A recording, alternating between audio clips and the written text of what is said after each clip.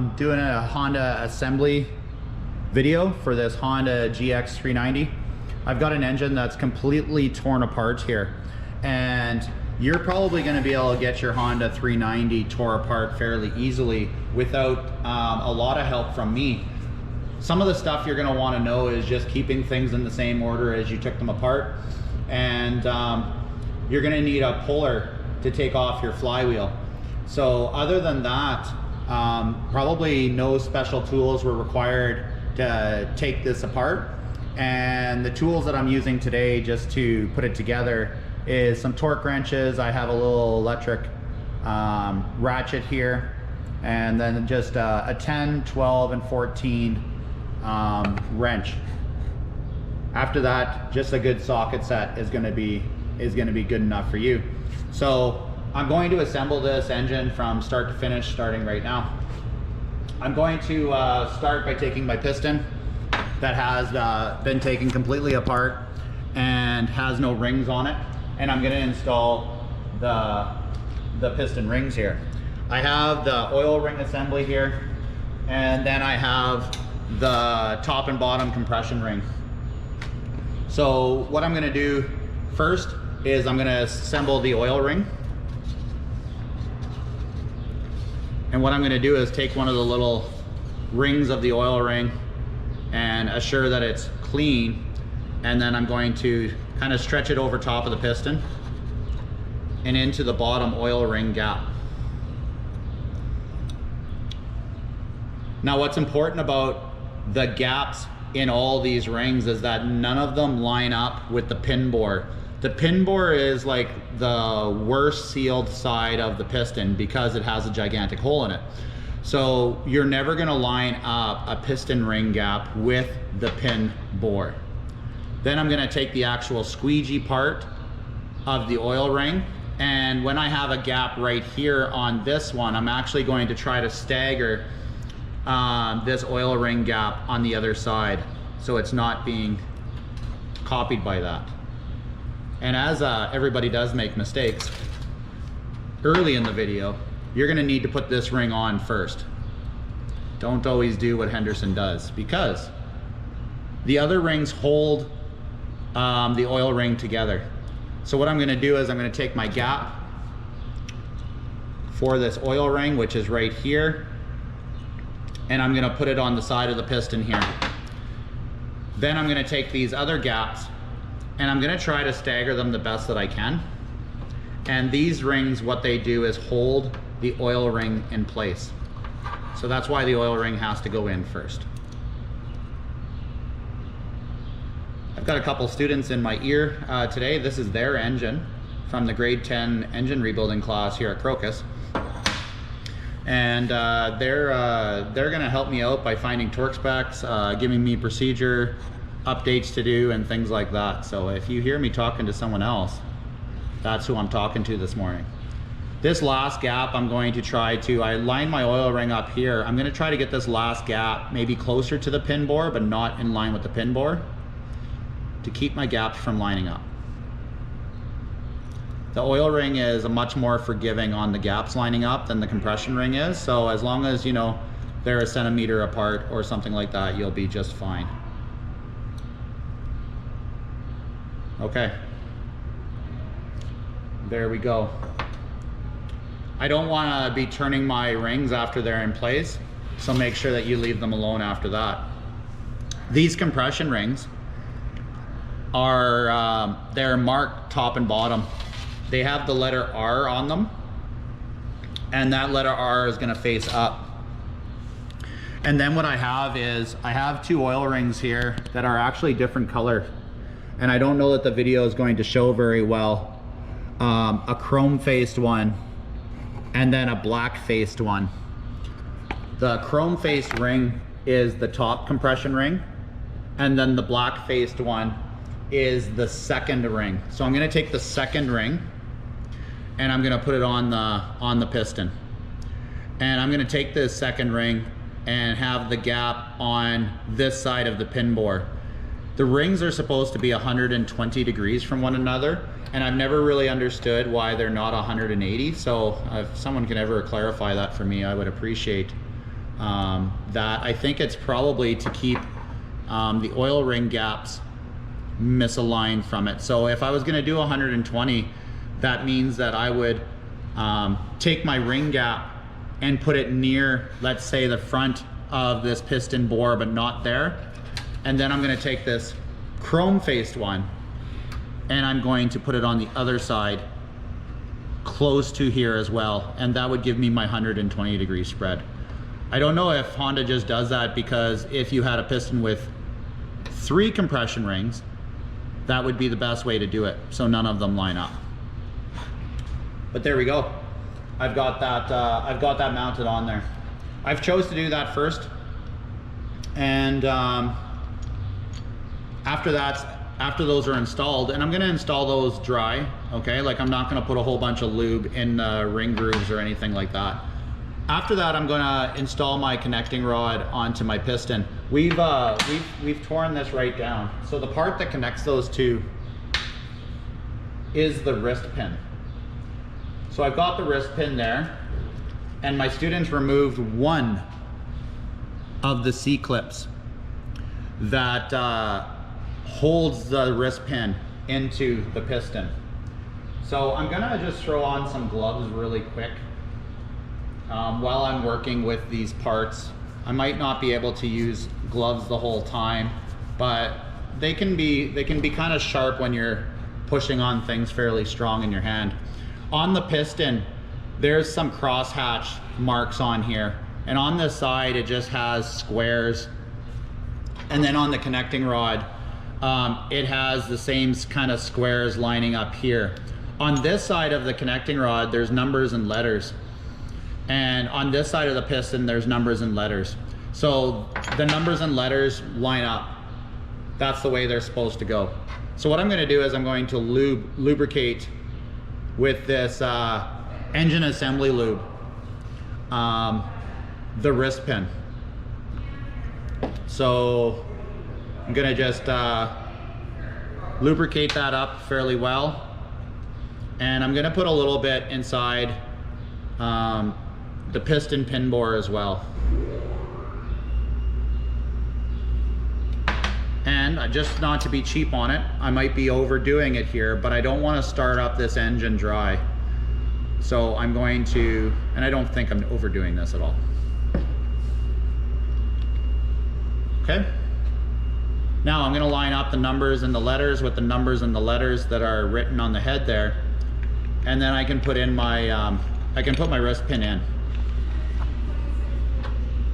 So I have one ring in currently. The students have left one ring in, and this wrist pin is going to fit extremely accurately in here. So you might have some struggles lining it up and getting it pushed through, but when it starts to go through by hand, it goes really well.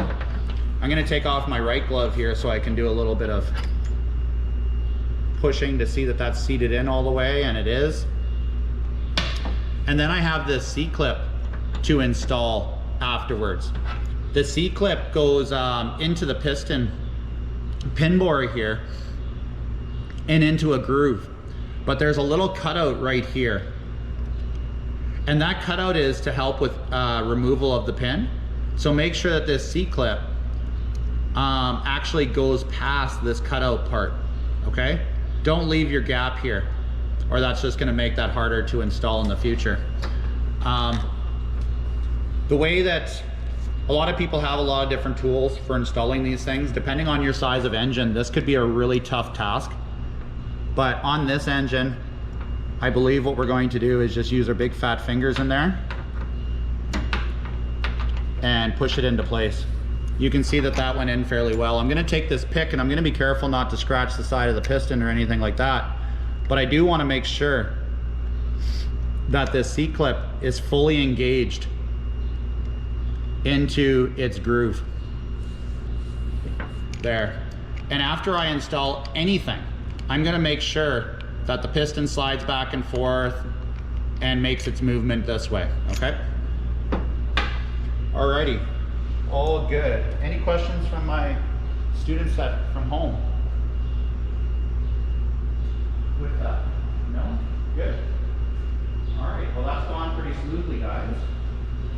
good job taking all that apart. I don't see any scratches or anything. All right, well, let's get back after this. I just snuck over to get my piston ring compressor here, because that's going to be a job that tool that you're going to need. If you don't have a good piston ring compressor, you're going to have to borrow one, find one for this job. This engine block is relatively clean, and you're going to be really jealous of this installation because this is a brand new Honda GX390 that's never ran before. These things were fresh out of boxes in our program. So what I'm going to do is I'm going to take some engine pre-lube and I'm going to lube the cylinder walls inside of here, okay? And the top of the cylinder walls aren't usually something that get lubrication when the engine's running, but I'm still going to do it, okay? And I'm going to just put a small amount of lube on the piston head and this top ring and this oil ring. It's going to make this engine smoke pretty good when it fires up, but you know what? It's going to, I wouldn't necessarily always promote to oil that, but for this installation part and putting a thin line of it on, it's going to help with this installation and prevent any type of scraping that you could get while you go ahead and put this together. All right, I'm going to take off the lower cap. I think the lower cap is something that could get in the way and interfere with this job. There we go. Take that off. Okay, and this piston needs to go in this cylinder the correct way. And the way that it goes in is there's a little dot here on the piston, and that dot lines up with the push rod hole that's right here. So without any further ado, we're going to put on the piston ring compressor and do this job. You know that I spent a lot of time making all these rings in the right orientation. So you're gonna want to make sure that you put your ring compressor on the right way as well. I was keeping the gaps away from right here on the piston. Or sorry, away, I said that wrong, away from right here, the pin bore. So what you're gonna do is you're gonna put your gap of your piston ring compressor at the pin bore, facing the pin bore. So I'm gonna spread this clamp open with one hand and then just let it clamp over top of the rings. What I'm gonna do is I'm gonna put this inside my cylinder now. And excuse me if the angle is not the greatest. But I'm gonna stand this cylinder up so it goes completely vertical. And then I'm gonna drop this piston in so that dot lines up with the push rod hole. And I'm gonna go vertical so the connecting rod doesn't scratch the cylinder. After it's in, then you're in pretty good shape. I'm gonna reinstall the gloves here. And we're gonna pop this piston into place. So another thing you're gonna wanna have at your disposal is a dead blow hammer.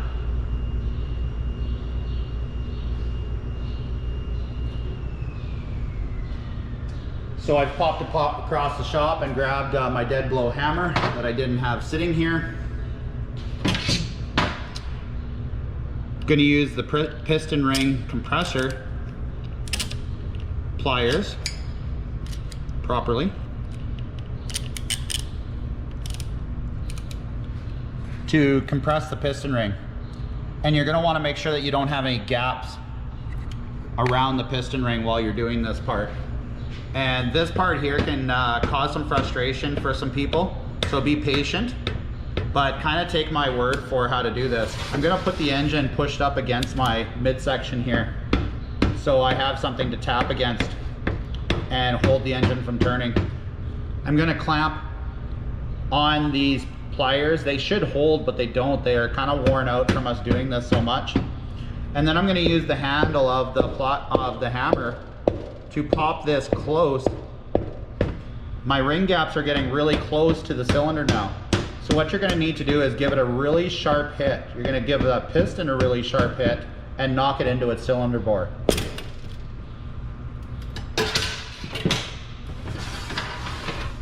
like so. If you fail and it doesn't go in, you're gonna wanna restart that process, take it out and put it in. I find that the added lubrication in here does make this go very well, this installation. Okay, so our piston's facing the right direction and everything. We should be good to go ahead and install our crankshaft now. So our crankshaft's over here. Okay, it's this model of the engine has its crankshaft main bearing pressed onto the crankshaft. It doesn't come off. You're gonna want to lubricate that bearing. You're going to lubricate the very important rod bearing journal. And then all of this stuff is going to be accessible afterwards, but I'm going to lubricate it now too. I'm just going to put a little bit of engine pre-lube into the gears. The gears on the crankshaft, you're going to notice that there's a couple of them here. There's 1, 2, 3 stages, right? And you're going to see what goes on all of those, but it's for camshaft and balance shaft drive and timing, so they are very important. Let me get that all the way around. Okay, if you put your piston all the way up to top dead center, you're gonna get a clear shot to putting in your crankshaft. You could have your crankshaft already installed, but the reason that I don't install it first is when you're hitting in the connecting rod, I really don't want the connecting rod scratching the rod journal. So I don't think it should be sitting in there. Oh, look at that. You see what happened, guys? Harry and Ashton, do you see what I did? Look what I did there. I did a boo-boo. Did a boo-boo live. All right, well, it's a good lesson for everybody. I had the top compression ring pop out. So we're gonna recompress. It's always funny, I've taught this course a million times and students quite often pop that out and they get very angry because I've had students take about, you know, it takes them sometimes 20 times trying to compress this ring and getting it in there. It is a little bit of an art that you learn how to do over the years, but again, tap down the piston ring compressor, get the rings close to entry into the cylinder, and then good sharp hit. Good sharp hit and it's back in again. Fun stuff. All right. It is a very satisfying job putting in the piston, by the way. It's good. You gotta love it. You know, you get to do a V8 engine and you get to pop in 8 of those. Car cylinders, by the way, are usually a lot. I always find the pistons that are bigger go in a lot easier than the little ones, but maybe it's just due to the fact of our compressor not being always the best one for this job, but it gets it done. The crankshaft main bearing takes some pretty decent wiggling to get in. So what I'm usually have to do is get it started straight and then use my plastic dead blow hammer here.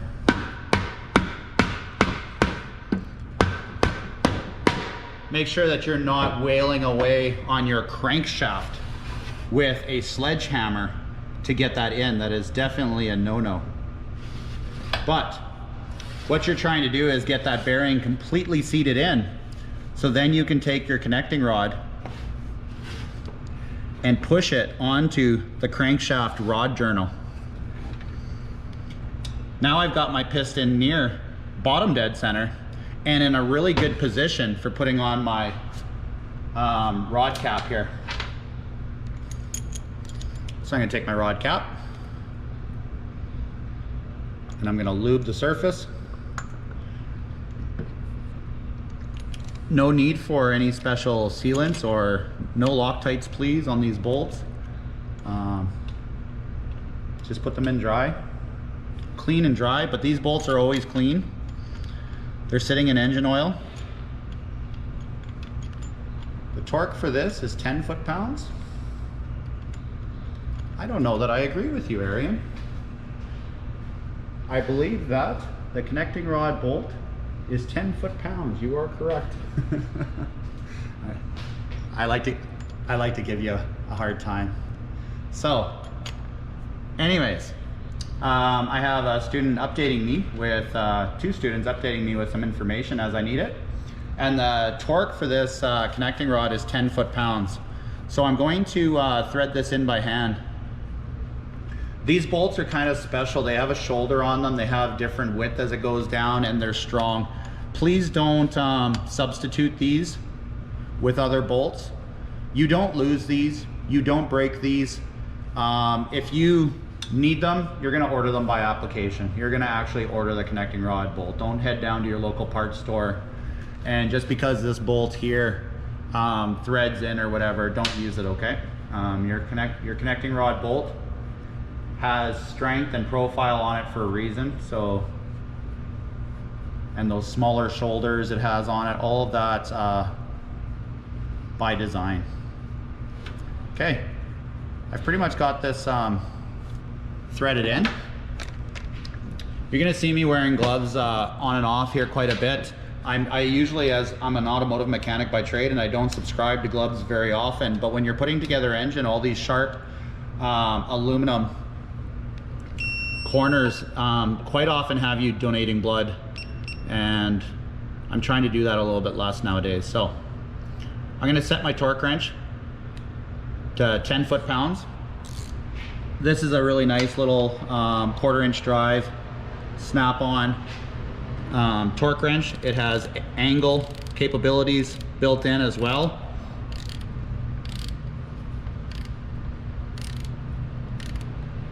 And I'm gonna torque to 10, but what I'm gonna do is I'm gonna snug down one, then I'm going to torque the other. I want both of these bolts to be fairly snug when I torque the first bolt, for the most even clamping you can get. These are maybe 2 of the most important bolts on your engine. So no mucking about here, no close enough. Please, please don't just snug these to whatever you want. The clearance, your oil clearance, is based on this being extremely accurate. Okay, so there's my 10.04 foot-pound feedback, and I don't often get this accurate, guys. I don't often like go this slow with things, but the longevity of your engine is going to be based on oil clearance and good things like that. I'm going to double check the first one I did, and it should not turn. Okay, and it did not, so I'm good. Right after I install something like this that's going to affect the rotation of this engine, just like the piston, I made it go up and down, I'm going to turn my crankshaft round and round and make sure that everything's tickety-boo and good. Okay, no roughness. Should be an easy engine to turn. If you feel any roughness, don't force it thinking, well, that'll fix it. Take it apart, do it again, find out why it was rough in the first place. All right, good. Big step done there, getting that piston in there. Big step. All right, I'm gonna do a couple little housekeeping things. This engine has an oil level switch, and I'm gonna throw in the oil level switch right now. And the reason I'm gonna do that right now is as I throw in other things over top of it, it's gonna be, it's gonna start to get harder to reach and get things like that installed afterwards.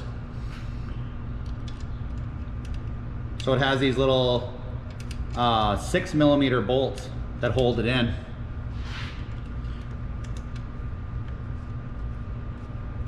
The bolt size is 6mm. The head is a 10mm. So as you hear me reference bolt size, I'm gonna probably be referencing the size of the bolt, because if you go to the torque table,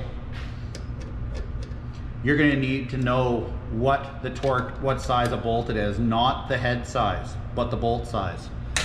So a lot of these bolts are 6 millimeters, and I'm going to go to the table. And I have a couple students at home, and hopefully they're going to catch on to this rather quickly. But the standard torque value chart says a small head flange bolt, 6 millimeter. The torque is 6.6 foot-pounds. So for a lot of these universal bolts that don't have a specific torque spec, that have a 10 millimeter head today, they're going to need 6.6 foot-pounds. That number is going to come up quite a bit when the head of the bolt is a 10. These bolts are not as critical as like ones that we were just doing.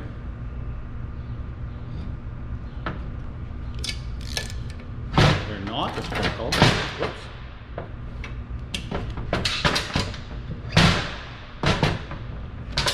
And the reason they're not as critical is that they're just holding this part on, right? Like they're not just holding that part on. They're not structurally important for anything. They're just holding it in place. But I'm going to continue to go ahead torquing these as we go. You'll kind of get used to that, and so on. This has a nut that holds it on the outside here. And I'm just looking through my stuff to find it, but on the same note, I'm gonna move on and just install that when I can, because I've still got time to do that yet. All right, with that done, we can now start to assemble like our camshaft and our balance shafts and get them in place. So, yes. So I've got my lifters here, and they need to go in before the camshaft. So I'm gonna lube the shaft and the head of the lifters, and you're gonna wanna keep these in the same order as they came out in your engine, if they, because they wear differently, the intake and the exhaust one, and you're gonna wanna keep that wear lined up throughout the life of the engine. So if you're tearing apart an engine to do something underneath, make sure that you keep them in order. This is going to be less critical on these engines being brand new, but I would like to think not too many people are taking these things apart brand new very often. Honda's got a pretty good reputation, and they probably don't need to take apart their engines very often when they're new like this. But there's going to be exceptions to those rules where someone's needed to open one up right away to fix something from factory. Okay. Camshaft coming in. Hopefully we all know what's important about this. And if you don't, it's a good time to learn it. We're gonna line up the punch marks on the crankshaft to the camshaft, because this is the timing of the engine. The timing for the valves opening and closing. So, just like everything that I've installed, there's a bearing surface that the camshaft goes into. It needs to be lubed. The gear between the camshaft and the crankshaft needs to have oil in it. And this pre-lube's a little sticky, so it'll stick around for whatever, a couple weeks, couple months, until this thing fires up.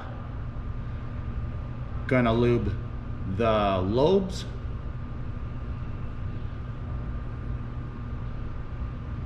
And the other side shaft. Just an FYI, this is a decompression switch. Sorry, not a switch.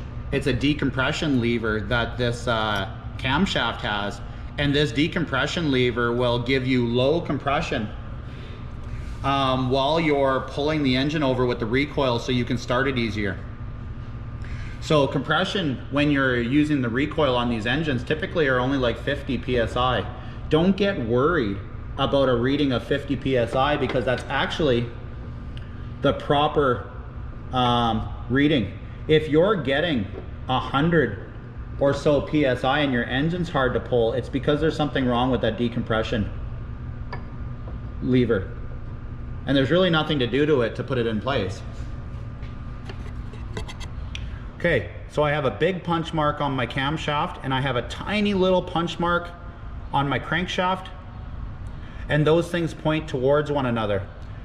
The punch mark on the camshaft is between two gears, and the punch mark on the crankshaft is on a gear tooth. So you need to line those up if you want to have good timing. There we go.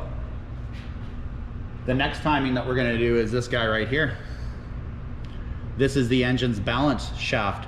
Not all Honda engines have a balance shaft, but as they get bigger, they put a balance shaft on there, and these things, they do run sweet. They run really smooth, as in you don't even have to tie them down to the table when you start them usually. They're nice and smooth, but for them to run nice and smooth, you're gonna have to line up the timing mark on the balance shaft to the crankshaft as well. And those timing marks are not in the same location as the camshaft timing marks. So you're gonna have to turn your crankshaft, looking for this punch mark again. And it's on the bigger gear this time. There it is, found it. I'm gonna point it in the direction of where the balance shaft goes, and then I'm going to put this balance shaft in place. Again, we're going to lube the bearing bores, very important.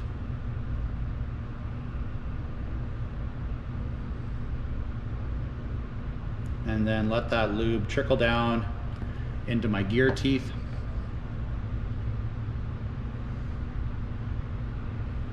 Could be a lot of people that, you know, well, I don't use that much, I use way more. What kind do you use? I use this kind.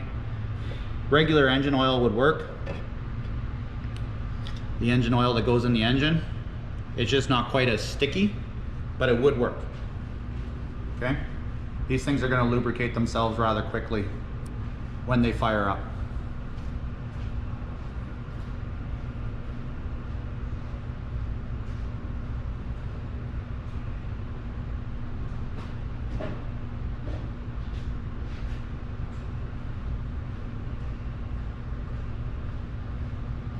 All right, we're getting pretty close to just closing up our engine. I just popped over and grabbed the nut that holds this wiring in the side while I can still reach it. This nut here does have a torque for this oil pressure switch, but as you see, I'm going to just use a wrench here and lightly snug it down, and I do mean lightly. It's not the end of the world to get a socket over top of this wiring, but it is a little bit of a rigmarole to do it. And then the torque's very low. It's only like 7 foot-pounds. So you're gonna wanna make sure that you don't over tighten this and break that off. Of course, it's on the outside of the engine. If you notice an oil leak there afterwards, you can always take care of that. Okay, our lifters are in. We're all timed down here. I think this is a really great opportunity to go ahead and put on our engine side cover. Unless anybody sees any reason that I shouldn't, but I think we're all good to go. We never put the governor arm in place. It was already in place, and I recommend if you don't have to take it out, don't take it out. But make sure that if you had to put this governor arm in, that you did it before you put your crankshaft in, your camshaft, and these gears, because it can't get out of there without being in place. And to do it, you just have to take out the clip, slide it out of the bore, and push it back in. I always recommend to my students that we just leave that guy alone. There's no need to take it out, I don't think, even if you were cleaning the engine. Okay. What I'm going to do is I'm going to lubricate the bearings.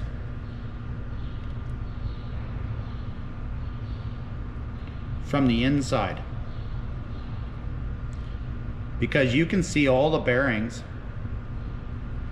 from the inside, but there's a couple bearings, like there's a bearing right here that you can't see from the outside. And then where the camshaft goes into this bushing here, I'm gonna lubricate that as well.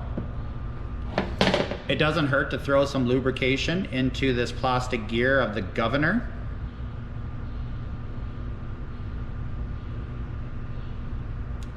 As lining this up with your crankshaft is gonna be the one thing that kind of delays you or troubles you getting this on.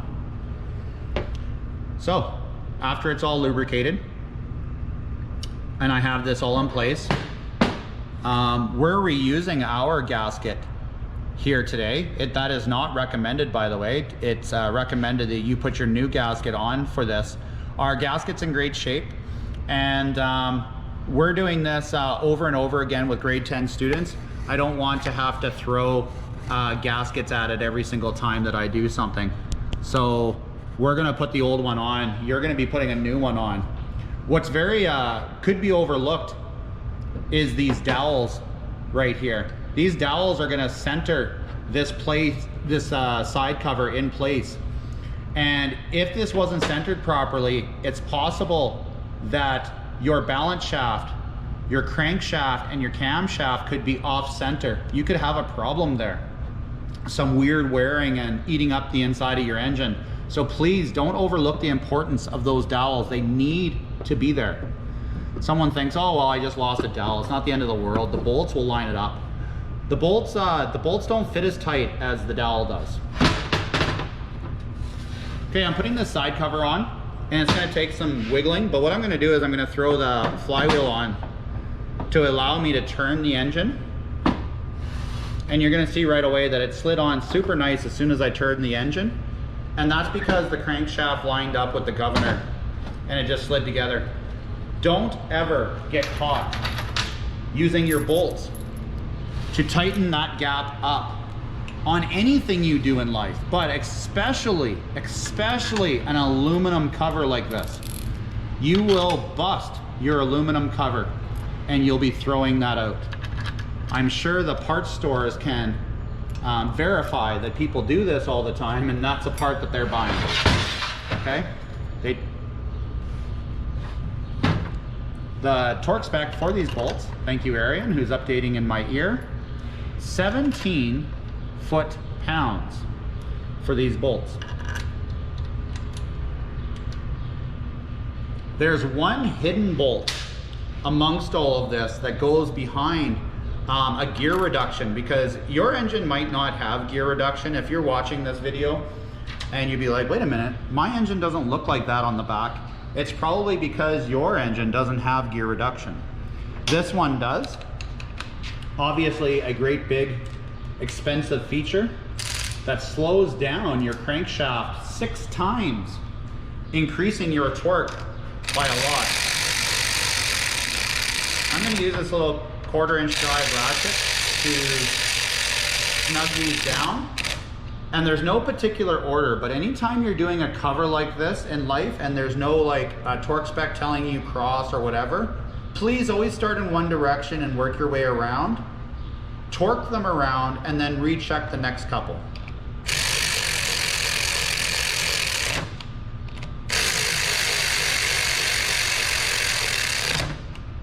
We're not going to over torque this 17 with this little 1/4 inch drive tool, and I'm only throttling it about a 1/4 way. That's full speed. My students will be jealous because they never get to use tools like this snugging up. But again, if you over torque something, you can't go back and fix that. Okay? When you over torque something, you can't just loosen it and then torque it again. You've already gone over. So that's why I don't promote that with my students. I'm gonna set my torque wrench.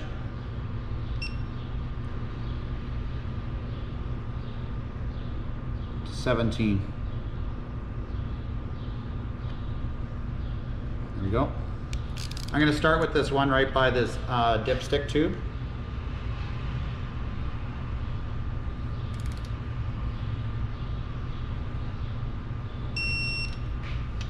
A lot of these bolts on these Honda engines are one time, like they actually have like thread locking grooves cut into them. So they're not really meant to come out. And so you don't want to be taking them apart a whole lot. If you're a school or someone that's servicing these things a lot like we are, you're going to want to remove any of these bolts with these lines cut in their thread, and you're going to want to replace them with just bolts that are smooth, because they actually tear the threads out as you take things in and out a whole lot. So if you have a Honda engine that you're doing and you're going to be rebuilding it a lot, you want longevity out of it. You want to be able to rebuild it, I don't know, 10 times in its life or 5 times in its life. You might want to take out all these little cover bolts that have these little grooves cut into them, and you might want to replace those with just regular threaded smooth grooves. I don't know if anybody was paying attention if I did this one or not, but I got talking and I forgot.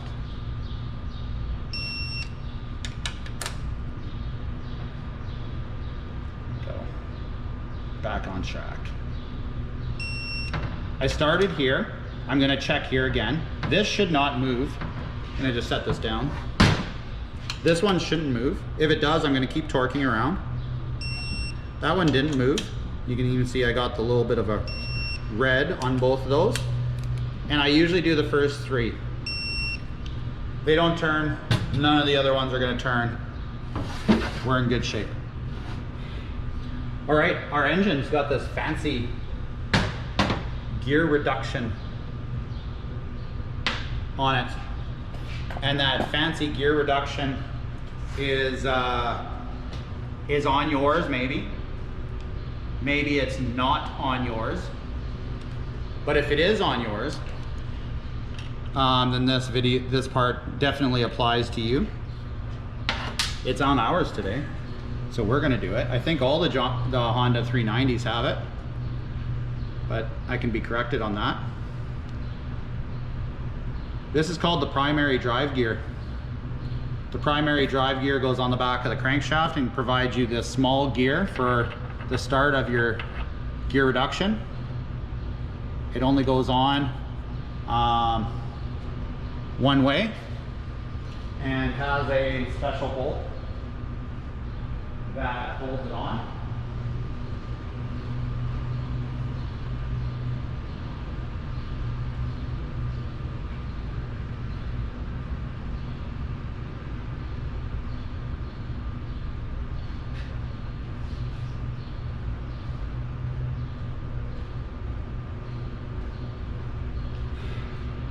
Okay, and then you have the rest of your gear reduction here.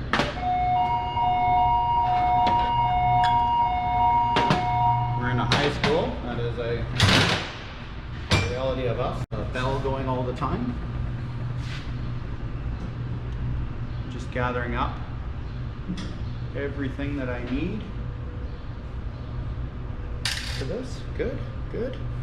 These gears are not timed like all our other gears that we've been putting on, and that's because these gears are perfectly balanced.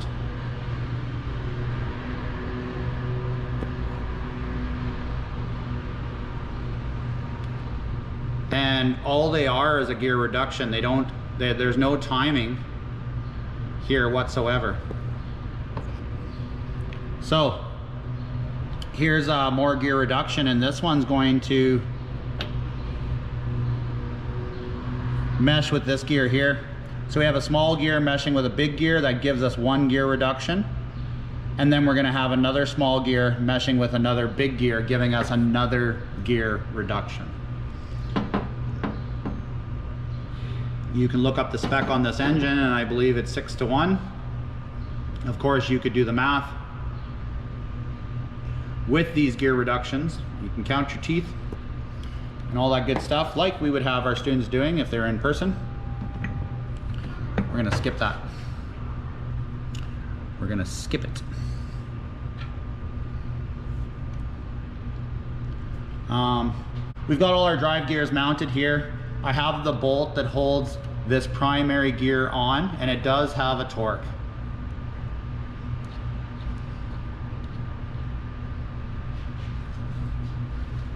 So it's got a big washer that holds it on. And primary drive gear bolt with reduction, the torque says 17 foot-pounds. And just about any bolt on this engine that has a 12mm head is 17. Most of the ones with a 10mm bolt tend to be 6.6. So there's my 17. And I'm gonna need to stop the engine from turning. So I'm gonna use the flywheel as my leverage there to stop this from turning. And as I've learned a lot rebuilding these with my students, the gloves are just gonna slide back on. Which is funny, I don't actually recommend the kids get gloves in here because sometimes gloves get caught in things and we have accidents when we're gonna transition to using the drill. Okay guys, take off your gloves. Well, they don't like taking off their gloves, so I would rather have a whole bunch of little cuts than somebody's hand gets stuck in some rotating part and cause an issue. So they don't get gloves, but Henderson gets to wear gloves all the time. Good stuff. Okay, this is all hooked up. That's our little gear driving our big gear, our little gear driving our big gear. Here's our output shaft for whatever our engine's going to run. And then the gear reduction drive cover.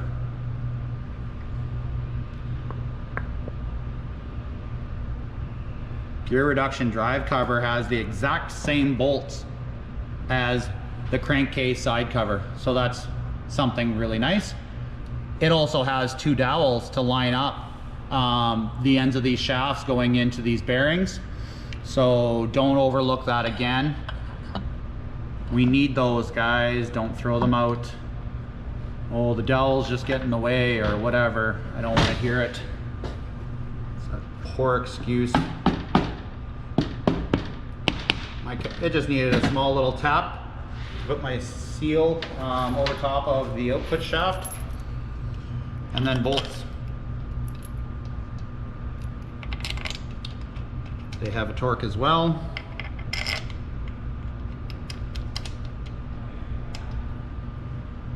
And like I stated before, all the 12mm bolts on this engine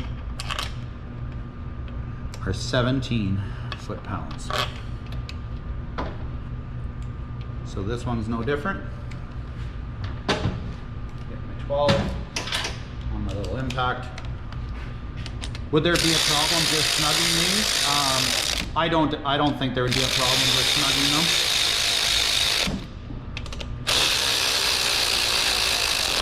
But I still think that this is a rather important part of your engine. To prolong thread life and to make sure that you don't have a leak there. I'm going to torque all the things that have to do with my engine leaking or keeping my engine running longer. There's going to be a torque for all of that stuff. It's an engine side cover. So I'm going to do these clockwise in order. Don't freak out if the torque wrench goes red. It goes red with a difference of half a foot-pound. I'm gonna get near the side of the table here.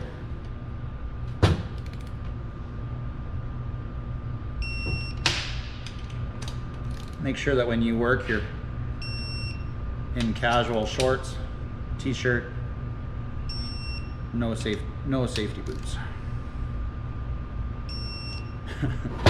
As the shop's going to be quite warm today. It's been 30 some degrees here each day. All right. Well, that's looking nice. Our bottom end's together. Just like anything, when you install it, give it a test drive. Remember, everything is lubricated. You should be able to see how slow my output shaft is turning compared to my crankshaft. Everything feels nice and smooth. Too smooth could be an issue. I hope we have compression. Okay, that can go off to the side for a second while we work on our cylinder head. Our cylinder head is completely stripped as well. It's empty with no valves installed. So I got my valves sitting here. And again, try to keep good order for all your parts. So your rocker arms stay in the right order, your valve springs stay in the right order, your push rods stay in the right order, as your engine, if it's been running, those things will wear into place. Will be a thing. We are completely taken apart. You may never have an engine at this stage. You might not ever completely take it apart. You might always leave a few things in. Like this push rod holder plate that we have here. But ours is out and we're putting ours together. Got a couple bolts here. This is a pretty critical bolt as you're going to do your valve adjustment on these bolts later. So leave one loose until you get both bolts in and tight. And I'm going to look up the torque spec for this bolt. This is the rocker arm pivot bolt. And it has a torque of 17 foot-pounds. So I'm going to need a 12 millimeter deep socket for that. Okay, so you're going to get your 12 millimeter deep socket. And this one's 3/8 that I have. So I'm just going to set that to 17 and attempt to torque this. Perfect, I am able to do so. Anything more than that and it might be really difficult to hold the head, but this isn't very difficult. I'm going to give them both a double check snug, and there's just another torque wrench that I have at my disposal. Now that that's in, I'm going to install my valves. Remember to really treat your valves with some respect, and coming out of your engine you might have to decarbonize your exhaust valve. The exhaust valve is the smaller of the two. This one has ran just enough just to have a little bit of soot on it, and all I have to do is wipe those down.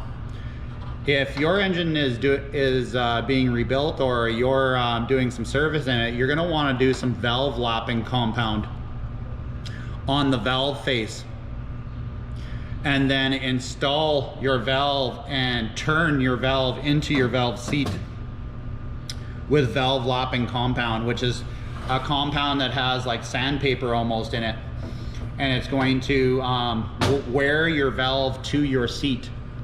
I don't have to do that today. This thing's brand new. If you have any questions about that, you can just drop a comment in the video or whatever, and I can always do that. The tool that you need is actually just a suction cup that goes on there, and then you just turn the valve with the suction cup to do the valve lapping. I'm going to lube this valve stem and push this into place. This is the exhaust one. You're going to notice on the Honda engines that they do not have a valve seal for the exhaust valve. No valve seal, so don't go looking for one. And there's also like a little bottom retainer for the spring, and it's on the valve seal only. I'm going to put my finger over the exhaust valve hole and I'm going to pull the valve out. And you should hear like a popping sound, and you should feel suction on your finger. That's going to indicate that you're making a good seal in there and that you don't need any additional service done to that valve guide or valve. Usually it is a good indicator that things could be in fairly good shape. But of course, the only way to know is really do your measuring. So if you're at this point, hopefully you've done your measuring and you know your parts are good. Okay, the valve spring's in place, and here's the retainer. The retainer has a big hole and a small hole. You're going to insert the big hole over top, and then you're just going to push really hard with your thumbs and slide it into the small hole. Now, if you're not feeling very strong like I am not today, I'm gonna cheat by putting a socket underneath. And again, I'm gonna just throw some gloves on. The socket that's underneath is on the head of the exhaust valve, so it holds it through as the best I can. Because I was trying to hold one side of the valve with my thumb and then do this with the other side.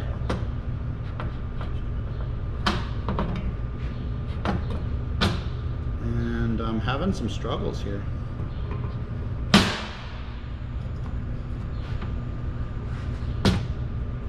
Having some struggles. I usually don't struggle with this part.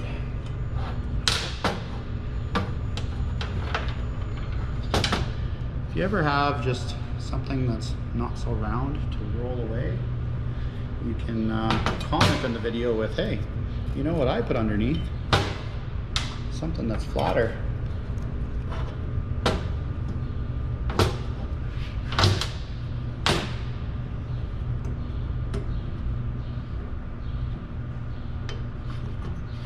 Okay.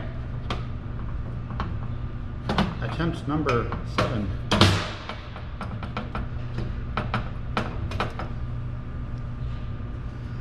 Oh no. Wrong retainer, man. The retainer for the exhaust valve has a bigger opening in it. And that's because the Honda engine has a rotator. So struggles will be a little bit less this time around.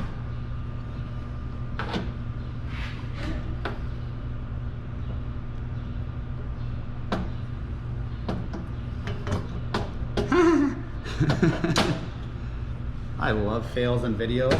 I'm going to continue to have them. I don't try to hide them. Because you're going to do it too. You're going to do it too without my video, or maybe you're going to be looking through my video to find these steps. You're going to do it too. Okay.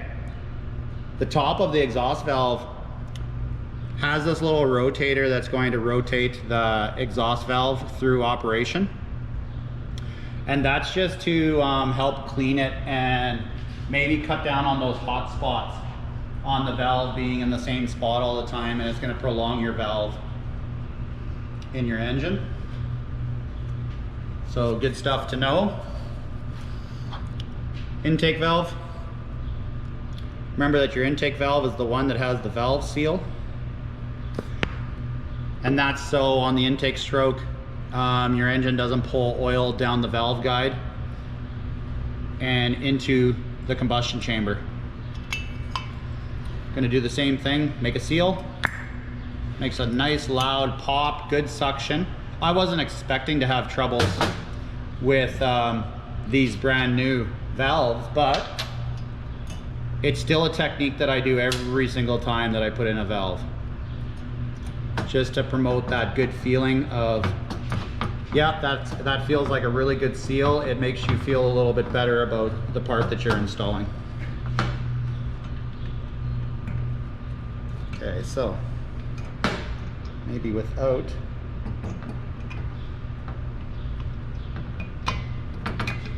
the hoopla this time, I'll just use my hands and push that in. When you're doing a car or something, you're not going to have the strength to do that. You're going to need a valve spring compressor, but we didn't need that for this. Okay, my valves are in. I like to push my valves in and out just to make sure that they're going in and out with no issues. And our cylinder head is pretty much assembled. We're going to do the rest after it's on the engine block. Okay, so there we go. We have our cylinder head gasket, which is not reusable. So make sure that you have a new cylinder head gasket in place. Our students here at the school are not using new cylinder head gaskets every time, as these engines they're more for practice. Okay, they're them just learning how to take apart the engine and put it back together. And then you're gonna wanna clean this surface up top. I have a little bit of residual gasket on here, and I'm going to lightly use a razor blade to not, and when I say lightly, you don't want it cutting into aluminum, but you want a clean surface. And the razor blade would probably cause some comments going, whoa, you're not doing that. But used with caution, there's really nothing easier to use than the razor blade. You might have like a little buffing tool or something, but again, that little buffing tool can take down some surface and give you some warpage. So I would rather, if I had to trust students with something, I would rather trust them with the razor blade than some die grinder tool or wire brush or any other type of abrasive. So I have a razor blade here. If I'm doing a head gasket on a car, I'm definitely using my buffing tool with my 3M disc on it. I'm cleaning it up, but not here. You're gonna want a clean surface on your block.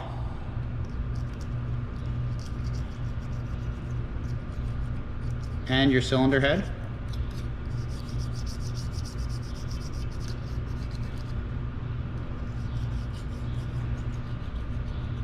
And this is after you've measured the deck for warpage and all that good stuff. We can talk about it in another video. You need your dowels. There's 2 of them. You're gonna hang your head gasket on there. And then you're gonna put your cylinder hole head on with the push rod holes lined up with the push rod holes. And you're gonna just hang this on here.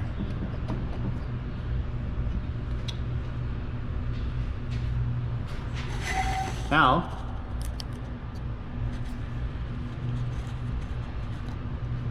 I've got my cylinder head bolts here. All 4 of them are the same, and they're in really great shape. They're beautiful, they're clean, they're easy to thread in. If your cylinder head bolts are not clean and easy to thread in, it's time for you to do some serious cleaning, maybe some light oiling to these bolts so you get a very accurate torque. So the torque spec in the manual is 26 foot-pounds. We have an assembly picture for this thing that says the torque is 25 foot-pounds. I'm gonna go with what the service manual says with 26 foot-pounds. You're gonna loosen and tighten them in a crisscross pattern. And you're going to install them in 2 to 3 steps. So I'll just let that sink in for a second. 26 foot-pounds in 2 to 3 steps. We're gonna do 3 steps. We're always gonna choose the better way, not the worst way. So what that means is you're not gonna tighten to 26 right away. It means that in 3 steps, you're gonna get to 26. So what I'm gonna do is we're gonna choose, and everybody might have a different starting number. Honda didn't give us one. So when Honda doesn't give us one, then we're pretty much free to do what we want, and Honda's good with it, right? Like they didn't tell us to torque it to 15, or they didn't say 18 or whatever. So with my end game being 26, I'm going to start at 18 today. I've torqued this many times. I've started at 10, I've started at a lot of things. Today I'm starting at 18. I'm gonna start with this bolt here. There's really no rhyme or reason why I'm starting with this bolt.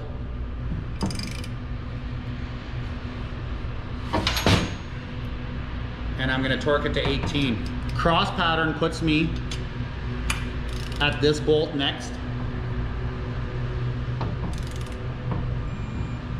And then cross pattern could put me here or here. I like to go to the furthest away bolt every time.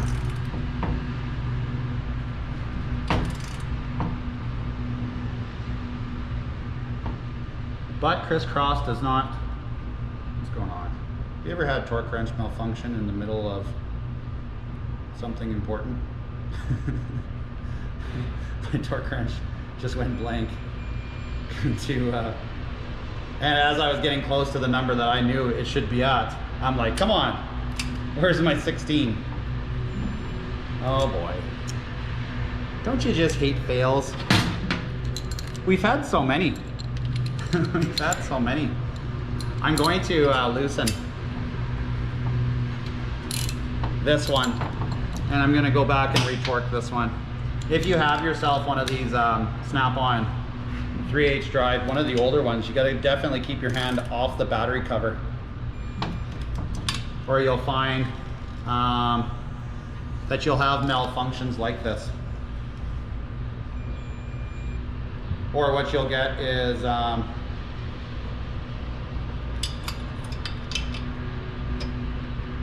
sometimes you'll get that that you disconnected the battery. Okay, so there's my 16. Now I'm gonna go 18. 18 over here. Yeah, it was 18. Perfect. Now what we're gonna do is we're gonna go halfway to 26 from 18. Okay, so the difference between 18 and 26 is 8, so we're gonna go up 4. We're gonna go to 22. And I'm actually gonna start over here this time. Honda doesn't specify how I should do this. Whether I should use the same crisscross every time, or whether it's okay for me to use a different one. I'm gonna use a different one. I think maybe the clamping force could be better my way, but that's just a theory that no one could really prove. Okay? And now 26. So this is my third step.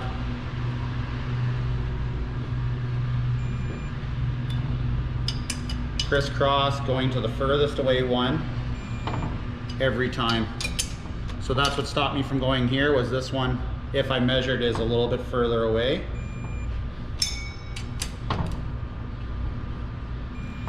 Okay, and I'm not going to rotate to double check this time, because it's specific that you do it in 3 steps. Because it's specific, you do it in cross pattern. When I do my 3 steps, when I do my cross pattern, I am complete. My cylinder head's torqued. My engine side cover's on.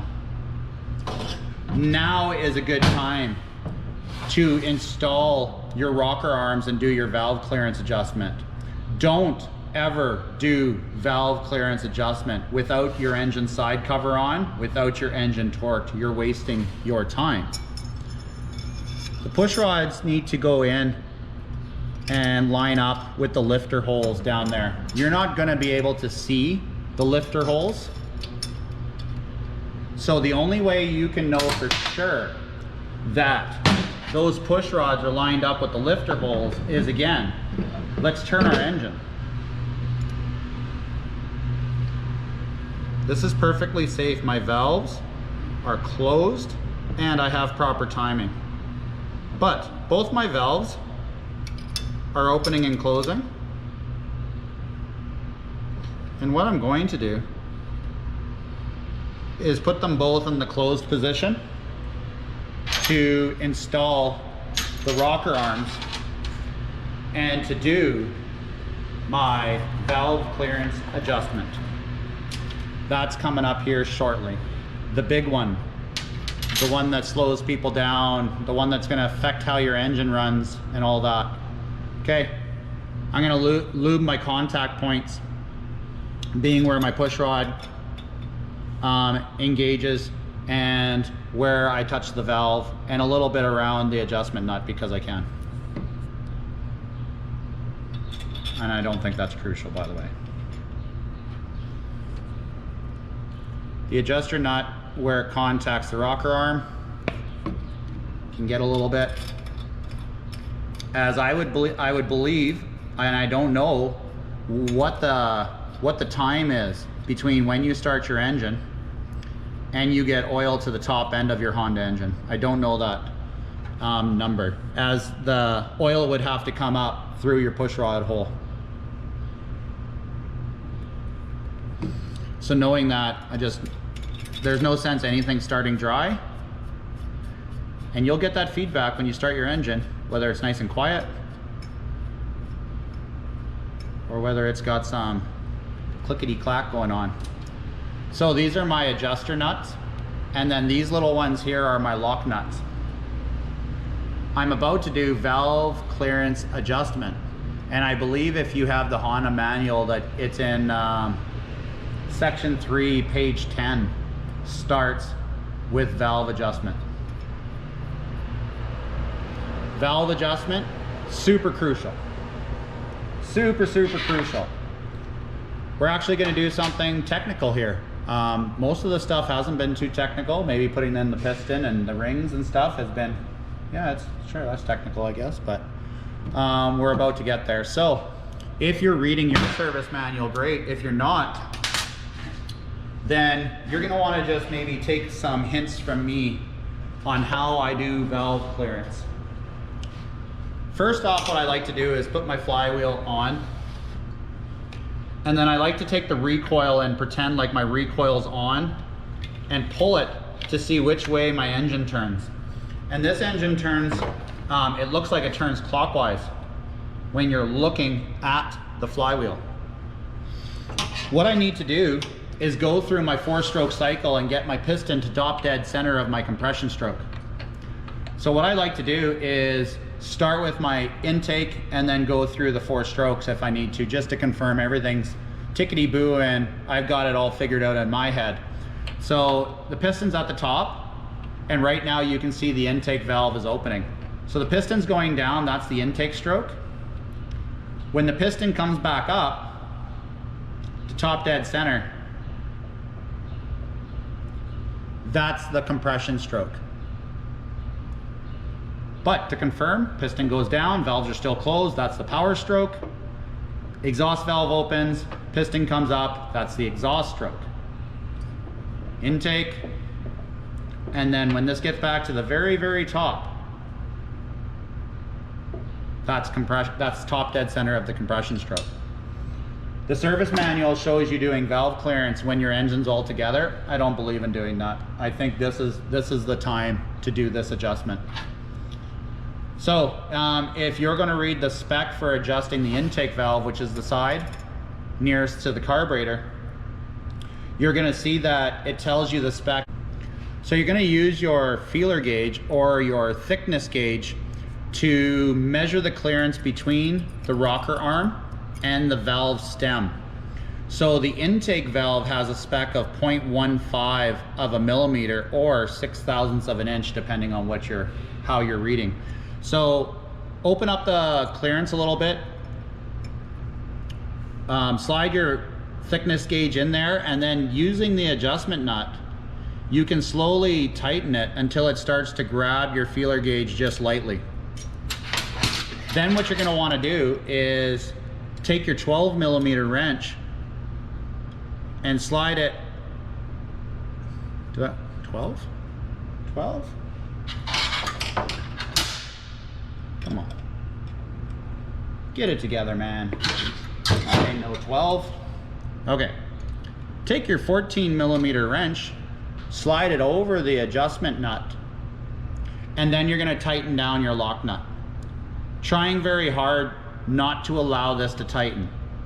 What I'm going to do is just slightly loosen it, because on my history would tell me that normally you end up tightening it when you do this step. I'm going to take my feeler gauge, slide it in there, and see if it fits. And it doesn't. This is probably going to be the most common scenario that you have. So then what I'm going to do is, it's going to feel like trial and error at this point. I'm going to put my feeler gauge away. I'm going to loosen my lock nut, and what I'm going to do is just open up the clearance a little bit and snug it back down. Then I'll take my feeler gauge, and it slides in very easily there. You're allowed to be plus or minus 0.200ths of a millimeter. So you're allowed to be 0.17. So I'm going to take my 0.17 feeler gauge and try to slide that in, and it slides in easy enough. So what I want to do is I want to be a little bit more precise than that. I'm going to be more critical over myself than that. So I'm going to lightly snug this down. I'm going to just adjust it a hair. Remember, they're fairly fine threads. So, you know what, adjustment on these are they're pretty nice. I'm going to go back to my 0.15 feeler gauge and make sure that it fits. And it just fits, like it just fits.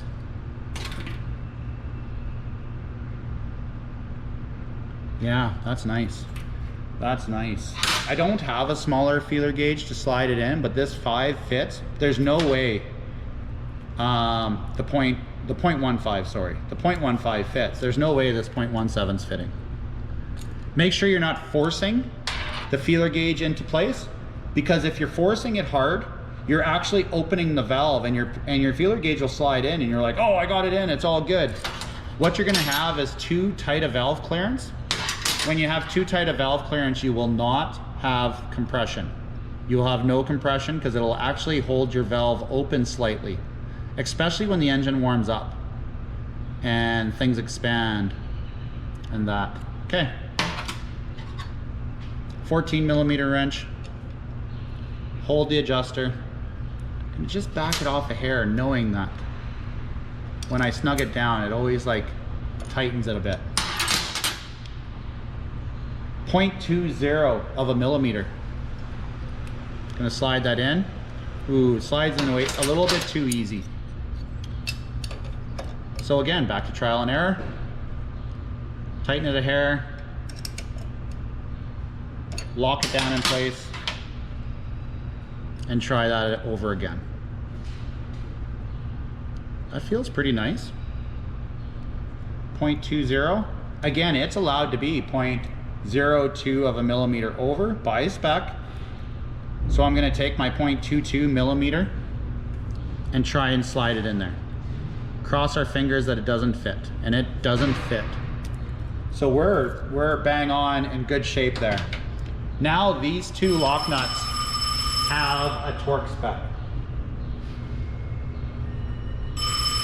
And I always check, even though I know that they're 7. I'm pretty sure I know that they're 7. The rocker arm pivot bolt, the rocker arm pivot adjusting nut is 7 foot-pounds. That's the phone, and we like to let it ring around here. Could be, you know, an angry mother talking about their son's education, or possibly the principal or something. So we just let those go to voicemail. All right. 7. 7's not very much, people. So when you're snugging it like I did, make sure you don't over snug these, because they strip really easily, especially if you've adjusted a lot. If you've adjusted throughout the life of the engine, you might want to have a couple spare lock nuts kicking around for this thing. They're cheap. You can get them at any Honda dealer. And if you have a good small engine shop, they're probably stocking it. I'm being very careful torquing these, because I've seen these strip so many times.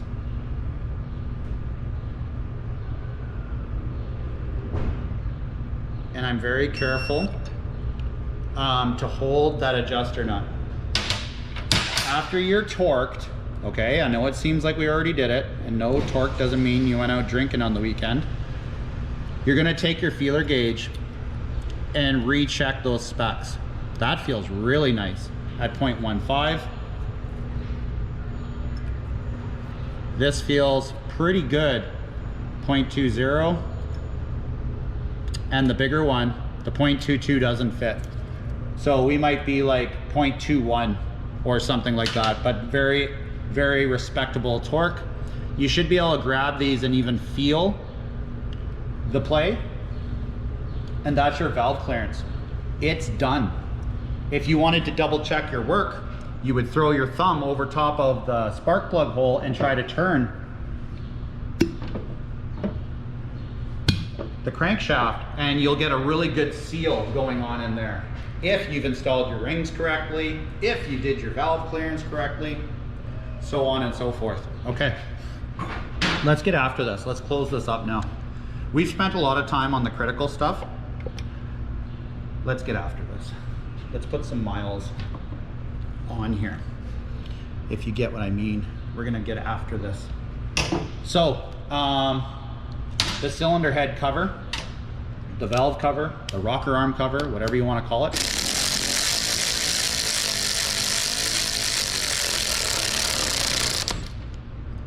On there, snug. It has a torque spec.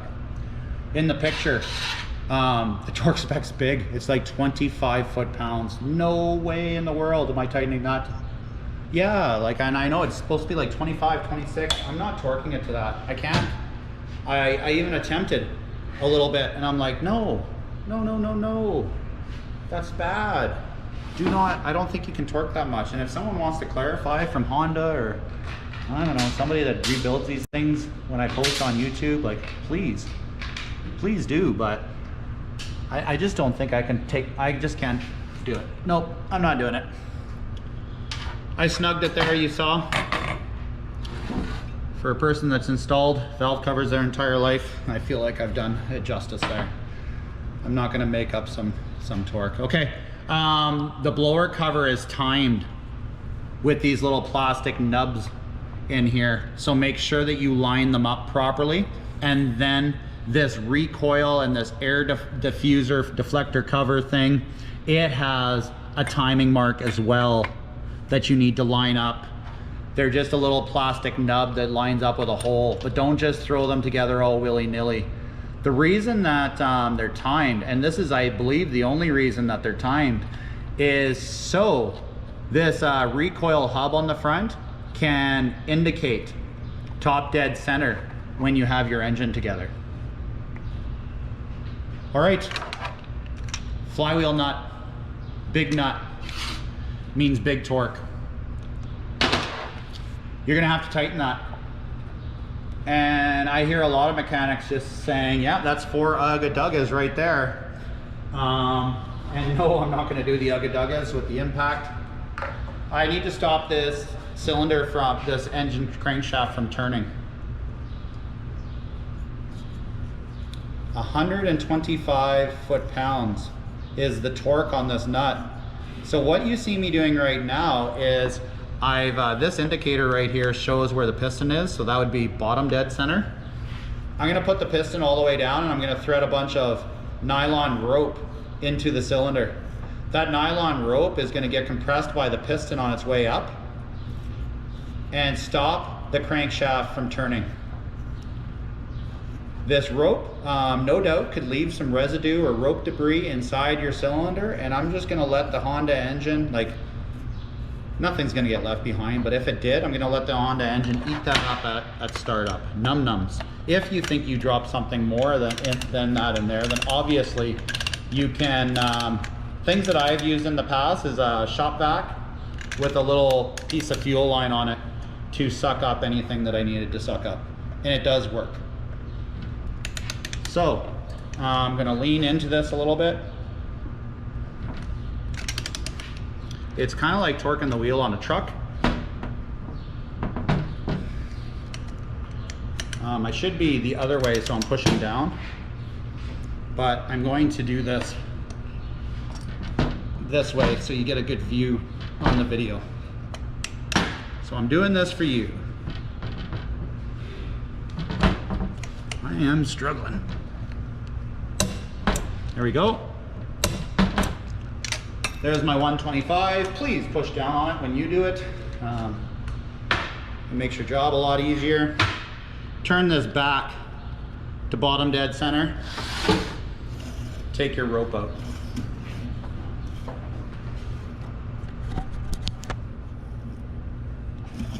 Neat little trick. If it doesn't look like there's anything missing from your rope, that's good. Yes.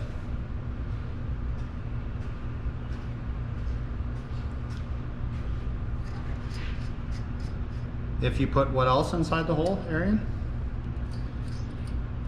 A snake. And it'll kill him. No, the rope is a good idea because the rope doesn't really deteriorate usually. And the piston is just squishing all of that rope in there. It's a good alternative to trying to hold your engine from turning. Okay. All right. I see more critical stuff that we could do. So we're gonna get after those first. Because after all the, I don't know, after all the finesse stuff is done, throwing on some covers doesn't take very long on this engine. So we're gonna do this one next, which is our ignition coil. The ignition coil has one technical step, and that's setting the air gap for it. The air gap is the space between the coil and the flywheel. The spec for it, and I'm sorry, I do apologize for using a little bit of metric and standard, but I'm a little bit more of a standard guy.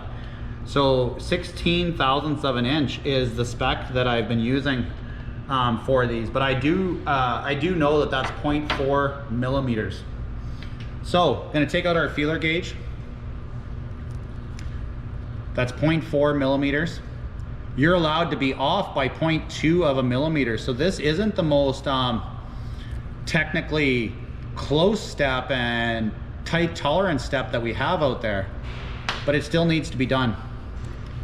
So you're doing this to make sure that your spark actually works, okay? And has good longevity, does not contact the flywheel and cause a problem. So I'm gonna just put my feeler gauge underneath the coil, push the coil down, and you might find that if you over tighten the top nut, that you can't push the bottom into place. Lightly snug, and then lightly snug. Snug them both. Remember, you can be off by 0.2, so that shouldn't really take you very long.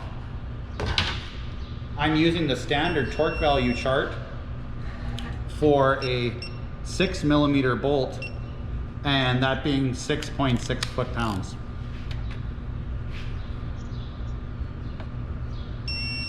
Yes.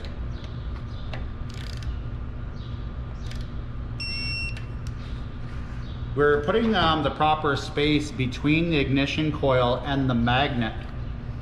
So your magnet can produce the required amount and the right time of spark. If your space was too far, you may not have spark. If your space was too close, you may rub that ignition coil on the magnet and you could cause some damage and have some things fall apart there.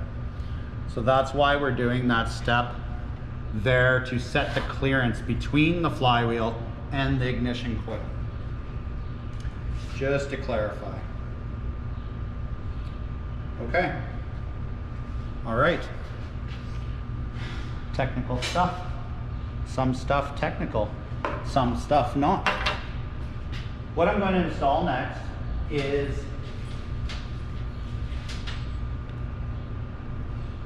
we're going to install the intake side here. The intake, it's not really a manifold because it's one carburetor, but we're going to install the intake, the carburetor, and such, and get that sitting on there.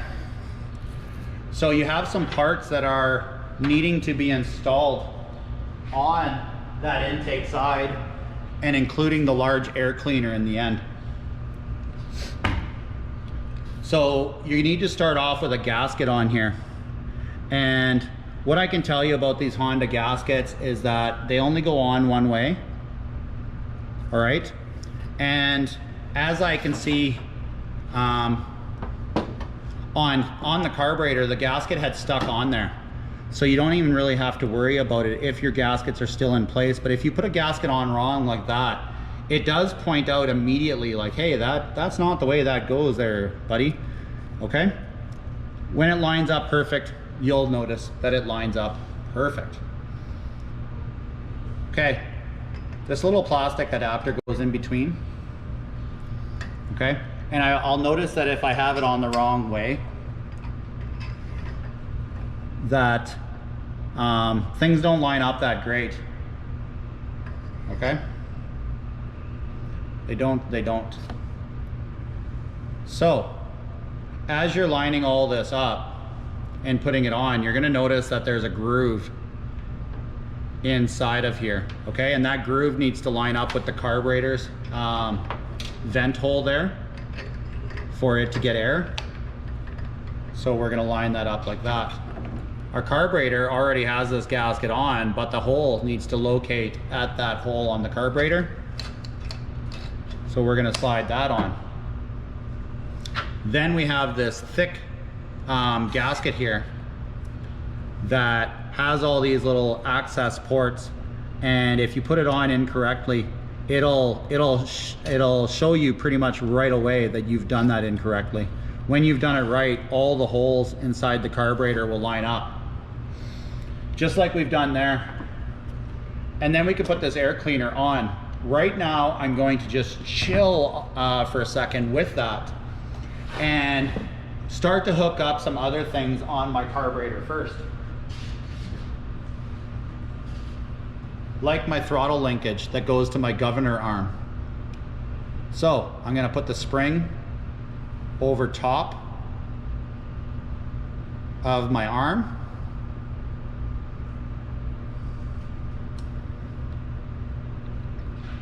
And what I'm going to do first is hook the spring into the hole for the spring that's on the throttle of the carburetor. I find this spring can be a little difficult to hook up after you hook up the throttle. So slide it in first and then insert the throttle linkage into place. And you might have to, you're gonna have to play with that a little bit in your hands because maybe it's not as easy or as simple to see in the video how it's hooked up. But you'll figure it out. It's not that difficult. Then I'm gonna take my governor arm and hook up the spring to it.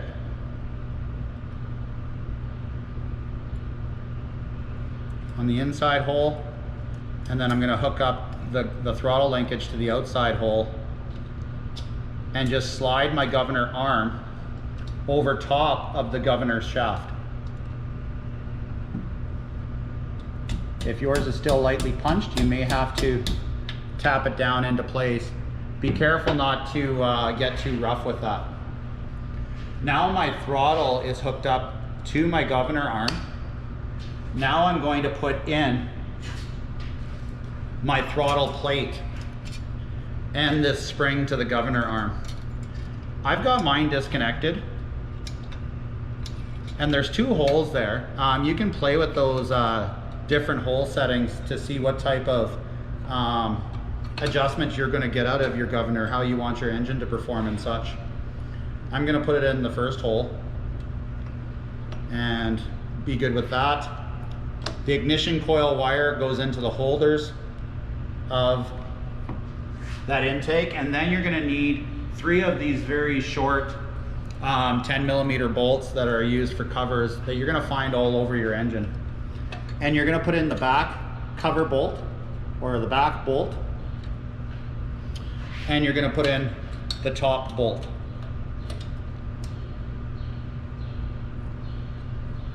You're gonna leave this side bolt for a minute because your big red blower cover goes on that bolt as well. So we're gonna leave it out until we need to put on that cover, or you'll just be taking it off anyways. No harm if you put it in. And because I need this to line up afterwards, I'm not going to tighten these bolts necessarily. I'm just going to snug them.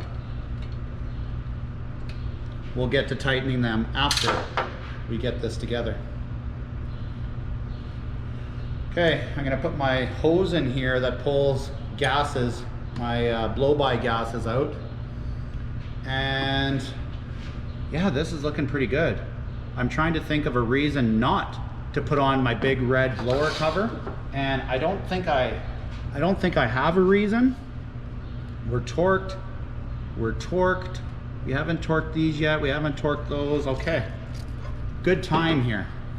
All right. We're gonna throw in our big red cover here. And again, a lot of these short bolts.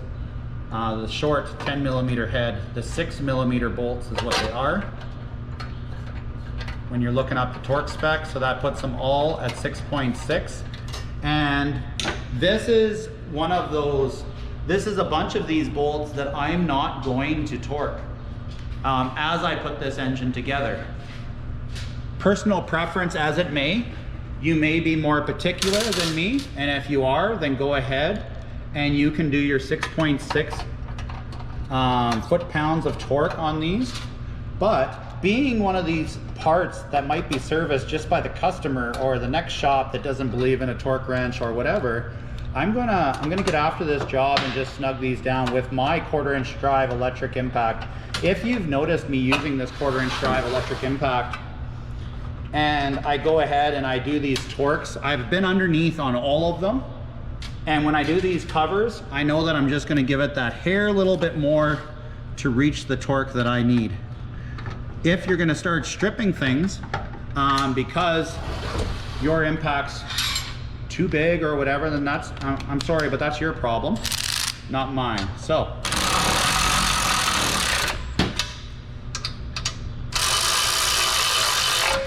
I'm gonna just lightly snug all of these.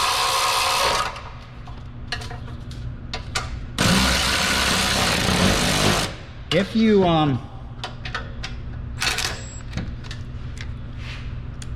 there's a little bit of a longer bolt that goes in this one. Excuse me. I put the short one in. I could feel like that wasn't the right one. As you're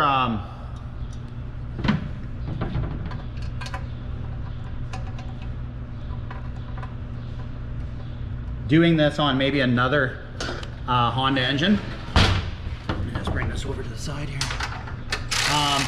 Know that there's some other covers that go on the side of those smaller engines, maybe like the 120 and stuff like that. There might be some other shields that go on those bolts and share those same bolts. So just be aware of that. Okay, in no particular order here at this point stage in the game. I see a cover that I want to put on, and I'll put it on. Maybe Honda will like my video and sponsor me with free Honda stuff for life. I'm guessing not. I maybe haven't represented them the best here today, but we're gonna put their little decal on the front. So for the rest of the time of this video, people know what we're rebuilding here.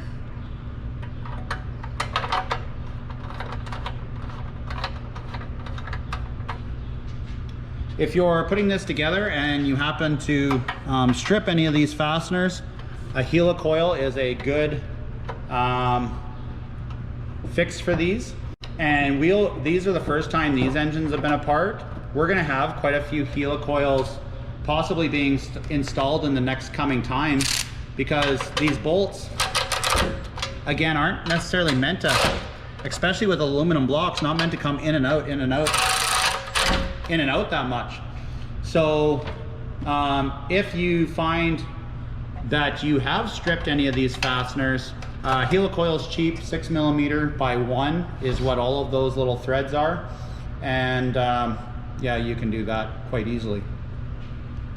I'm looking at my open spark plug hole and my open exhaust manifold hole as things that I want to deal with. So grab your spark plug, gap your spark plug, and then install it. Your spark plug doesn't really have a torque spec on this engine. And this spark plug has one of those sealing washers on them. And you'll notice maybe a lot that if you work on cars and stuff, usually the ones with sealing washers don't have a torque, but the tapered kind do. So snug is good with these things. They don't back out. And when they're tight, they're tight. Like you usually can't turn them much more after they're snug. But no reefing, please. Again, aluminum threads are good, but they're just maybe not as forgiving as cast iron or things like that. Okay, that's in. I'm staring at the exhaust. I'm staring at the intake. We just put the stuff on the throttle here earlier, and we didn't do any adjustments to it, and it's not necessarily fully hooked up.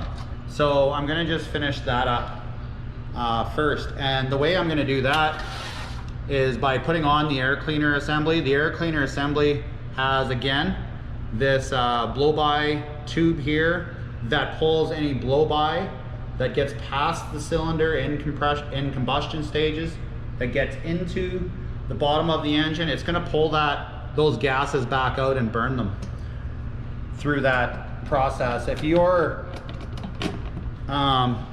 know things about car engines and things like that, they actually have a system called PCV, positive crankcase ventilation. This engine doesn't necessarily have PCV for sake, but it has this hose.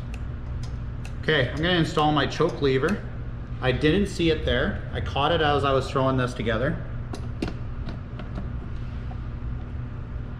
Get the choke lever and the fuel lever lined up.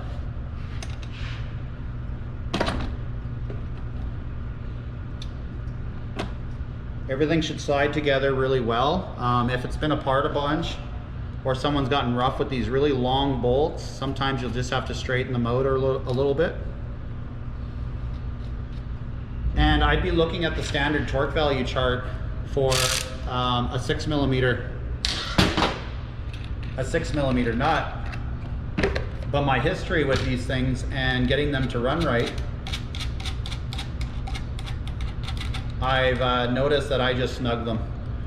When I go to start, I've always had very good success after snugging, and I'm usually snugging a little bit more of a torque than what the spec was. So there you go. I've learned to cheat the system, I suppose. The air cleaner has a bolt that attaches itself to this throttle base here. So you can't put it together with the air cleaner assembled. You'll have to take it out to access that one bolt. After that one bolt's in, then I usually snug these evenly. If I notice that my threads are not quite as far out on one as the other, I'll usually loosen them and equalize them.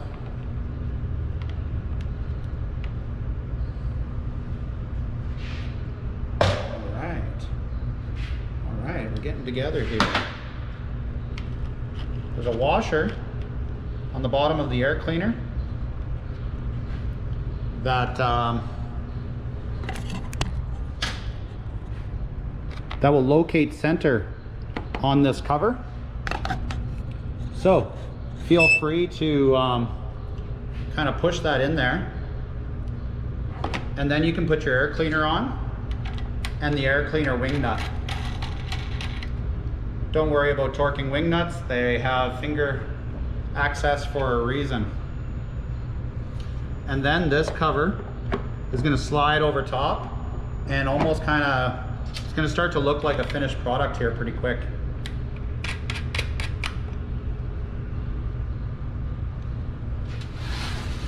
Okay. The exhaust gasket goes on, and then you can grab your muffler and install it.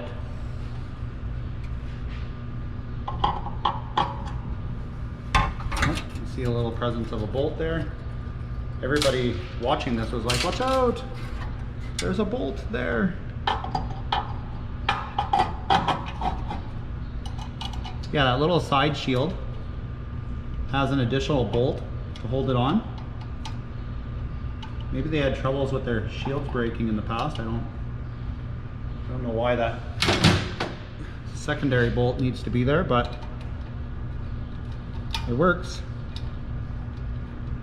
I like to snug that shield down and then do these larger exhaust muffler bolts that do have a torque in the service manual.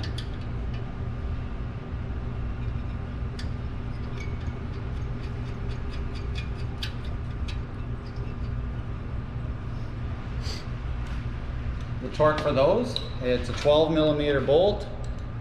The head of it is, you can probably guess what it is, and it's 17 foot-pounds, just like all the other bolts that have been a 12 so far.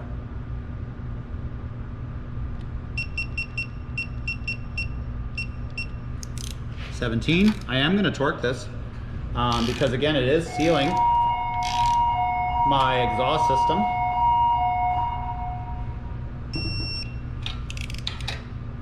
So I have been good about torquing anything that seals.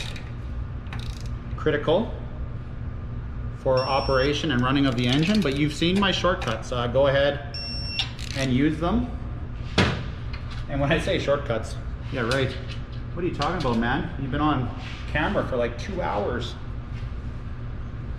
There's no shortcuts. Yes.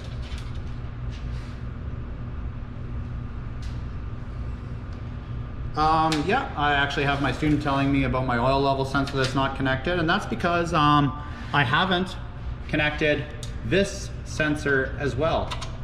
A little heat sensor that Honda has. So if your engine gets too hot, or if you don't have the proper oil level, you will not have a running Honda engine. Honda has this protection built in to their more expensive, higher end line of engines. So there you go.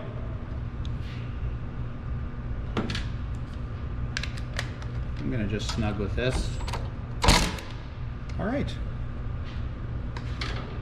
And the way that all of this connects is we're gonna go yellow to yellow, male to female, because that's one circuit.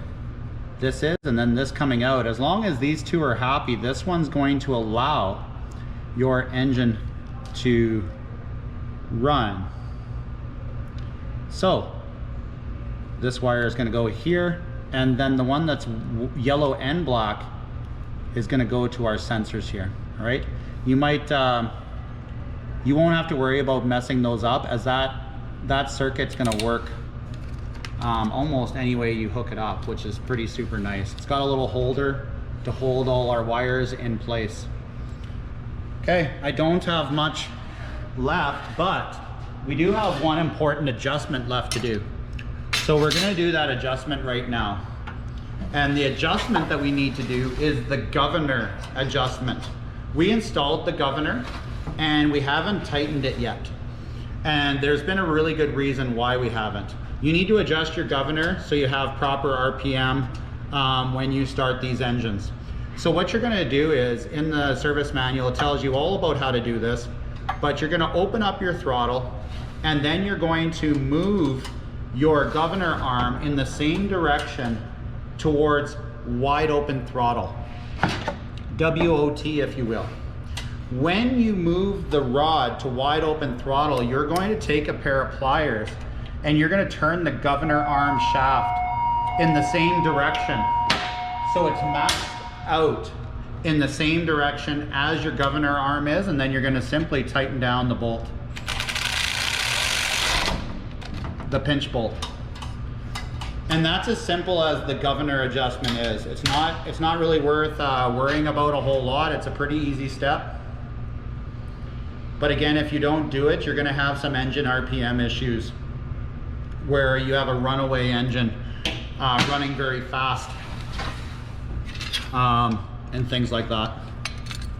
There's this little heat shield on the side, and I'm going to put this little heat shield in. This little heat shield collects some heat from the side of the cylinder wall and heads over to the intake side. It probably helps a lot with you taking your choke off nice and early on these engines after startup because the air coming in is already warmed up. So a little pre-warmed air there. 6.6 foot-pounds will be your torque on that if you're interested. Okay. And I believe I'm just down to the fuel tank. If I have no objections, I'm going to put my fuel tank on. I have a couple nuts and a couple bolts and a fuel line to put on. You might find that the fuel line's easier to put on before you put in all your bolts.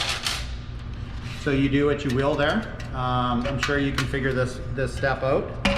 So I'm going to shove my fuel line on and then attach my squeeze clamp before I put in the mounting bolts. I feel like I'm on one of those car shows where everything's brand new and they're installing it with their bare hands and they're sitting in flip-flops and a t-shirt and they're calling themselves mechanics. That's what I feel like today. I don't know if you guys can relate, but this has been too easy. If you have this same job at home, let me just say, it's not going to be this easy when the engine's got 100 hours on it or 1,000 hours on it or whatever it might have. So I do sympathize with all the problems that you could have that I didn't today. But you're going to see this engine looking pretty complete. And it is just oil and fuel. Let's say the oil again. Oil, oil, oil, and fuel away from starting. We're not going to oil and fuel this today. My students are going to be part of a starting ceremony that we have. This is a 12mm bolt, so it should be 17 foot-pounds. So when I do 17, you can see that I lay into this thing a little bit more. And I actually can't reach this one with a socket, so I'll just use a combination wrench. I'll speak to a couple things. When you go to start up, you're going to need your on switch on. That just turns your spark on, and again, as long as your heat and your oil have met their criteria, you're going to have spark. If you don't have spark, then you're going to look at your clearance again between your ignition coil and your flywheel. When you start this thing, make sure that your fuel switch is on. There's a lever over here that shows you it needs to be on in this position. Fuel on that way. But then this is the choke. When you start, you need your choke on. Okay, when this thing's got some fuel in it and oil in it, two poles and I bet it goes. If you put fuel in, just maybe wait 2 minutes for the fuel to fill up your carburetor bowl. If you don't start, you can take this little bolt out of your bowl and make sure that you have fuel in there. Okay, if fuel's running out of there, then there you have fuel in there. There is an adjustment on this particular engine, and again, that's totally different. If you know how to adjust a carburetor, you're good. I would maybe start it at about half throttle. Okay, and when you start, I prefer that you clamp it down, bolt it to a bench or something like that. When you initially fire it up, it's going to run rough till you slide your choke off, and then you really should have this flawless sounding, nice running engine. Some things that I've noticed is that if you need to keep your choke on to have your engine running, then you definitely have like some type of air or carburetor issue here. Okay, so if you do have an issue like that, you can check to make sure these bolts are tight. Maybe your gaskets are in the wrong order or something on there. That could be one of your issues. So don't get caught with that there. Another issue that I've heard a few times is if your head gasket leaks, that you'll get a squeaking noise while it's running. And that squeaking is under your power stroke, your compression leaving your cylinder head. So that's another thing. This throttle lever, if you don't like how stiff or how loose it is, you can just tighten a nut that's up on top in the middle, the pivot bolt for that, and get that back under control. Again, any type of throttle, engine idling issue, engine running away or anything will be on your governor adjustment, and you can redo that in place even with your fuel tank in there. It's not the end of the world. Yeah, it's probably gonna smoke pretty good with all that lube that we've put into everything, but that's okay. I would rather have this smoking than to have something go together dry. You might see this bolt and go, what is that? It's because I stole one of these from an I'm just gonna start my camera again. So like, if it's running really, really fast or really, really slow, you're gonna readjust that governor. If it's running poorly, as it's barely staying running, or it seems like it's got way too much fuel or something like that, then we're looking in this area here where our carburetor went on, making sure our gaskets are in the right order, that they're sealing properly, that this is tight, and possibly, if this is an old engine, cleaning our carburetor on the internals. Yeah. Anything else that you might be looking for is just oil leaks, of course. If you put oil in it, and I didn't explain how to put oil in it, but you can just take out one or both of these, because it'll breathe better if you take out both. And there is a dipstick on the end here. Living in Canada in the summer, 10W30 is a pretty good summer oil around here. 5W30 is a good year-round oil in these things. But just depends on your climate, so you can look that up. Bar of any leaks that just need some snugging up or something that you forgot, that should be a complete Honda engine rebuild. And if you're wondering why, it kind of knows why I'm doing, I've done a few of these. As our students are out on remote learning during the COVID-19 pandemic in 2021. So as they're not here, they were doing these engines, they were rebuilding them, and then they got sent home. So if you're wondering who I was talking to in my ear, I had a couple students here taking in the rebuild, giving me the information I needed to rebuild this. But that is a completed Honda GX390 engine.